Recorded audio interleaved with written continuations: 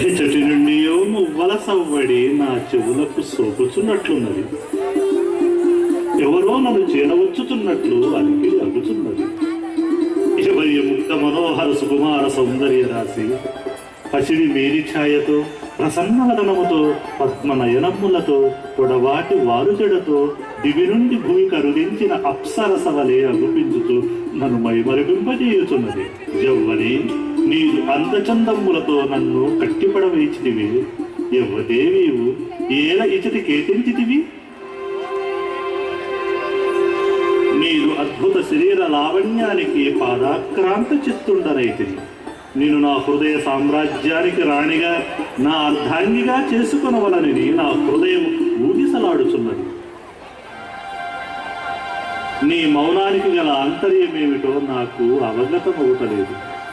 మౌనము అర్ధాంగీకారమునకు సంకేతమా, లేక చీత్కారానికి చిహ్నమా?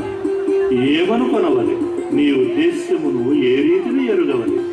అతివలపై నీ దుష్ప్రవర్తనము నీక చాలింపు. ఆమె ఎవరో ఎరిగి మాట్లాడుతుంటివా? అది నీకు అనవసరం. అవును, అయినా నా మాట కడ్డు తగులుతూ హఠాత్తుగా వీరావేశంతో నా ముందు వచ్చి వాలితివి. నువ్వెవడవు? ఇచ్చట నీకేమి పని? కుసుమ సృష్టి రాజపుత్రుండను, విరూపాక్ష నామధేయుండను, వాసవాంబాదేవి సోదరుండను. అయినను పరస్త్రీలు మాతృ సమానులను మాట మెరుగు.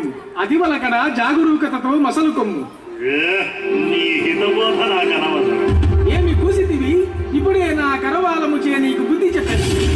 ఆగుము విరూపాక్ష, ఒక పరిటు చూడుము. ఏమిటి ఈ వికృత కృత్యము, నీ వీరావేశం?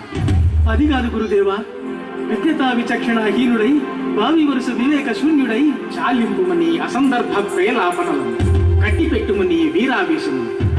వచ్చినది సామాన్యుడనుకుంటివా? సాక్షాత్తు విష్ణువర్ధన మహారాజులవారు, మన రాజ్యానికి అతిథిగా వచ్చిన వారు.